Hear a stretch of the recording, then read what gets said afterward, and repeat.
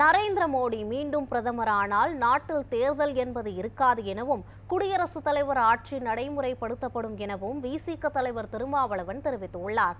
தென்சென்னை திமுக வேட்பாளர் தமிழச்சி தங்கபாண்டியனை ஆதரித்து கே நகர் பகுதியில் விசிக தலைவர் தொல் திருமாவளவன் தேர்தல் பிரச்சாரத்தில் ஈடுபட்டார்.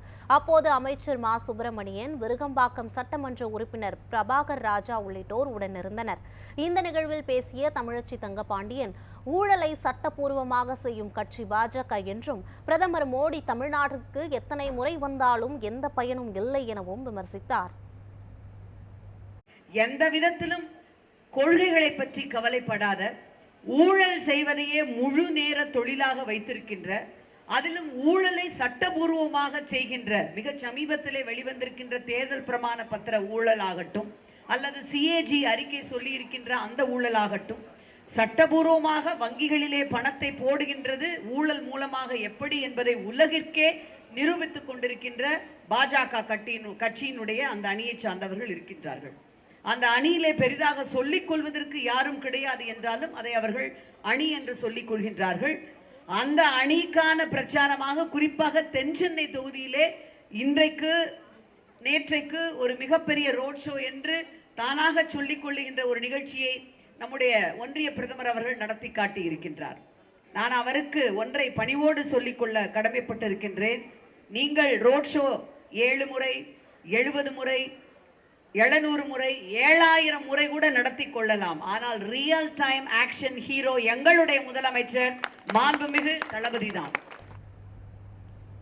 இதையடுத்து பேசிய விசிக தலைவர் திருமாவளவன், மீண்டும் பாஜக அரசு ஆட்சிக்கு வந்தால் இடஒதுக்கீடு ஒழிக்கப்படும் எனவும் சமூக நீதி என்பதே இருக்காது எனவும் விமர்சித்தார்.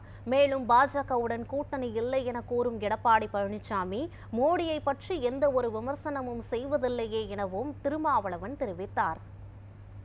ஆக மீண்டும் மோடி பிரதமரானால் சமூக நீதி இருக்காது, இடஒதுக்கீடு இருக்காது. மீண்டும் மோடி பிரதமரானால் மகளிர் உரிமை தொகையை கொடுக்க முடியாது.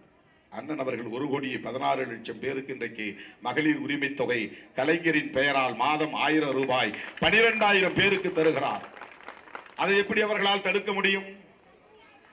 அவர்கள் 400 இடங்களில் வெற்றி பெற்று ஆட்சிக்கு வந்தால் அடுத்த ஓரிரு வாரங்களில் திமுக அரசை அவர்கள் கலைப்பார்கள். அதுதான் அவர்களின் நோக்கம். பாஜக அல்லாத பிற கட்சிகள் ஆளுகிற மாநில அரசுகளை கலைத்துவிட்டு அதற்கு விளக்கம் சொல்ல தேவையில்லை, ஆளுநர் ஆட்சியை கொண்டு வருவார்கள். நேரடியாக குடியரசுத் தலைவர் ஆட்சி முறை, அரசமைப்பு சட்டத்தை தூக்கி எறிவார்கள். மீண்டும் மோடி பிரதமரானால் அரசமைப்பு சட்டம் இருக்காது.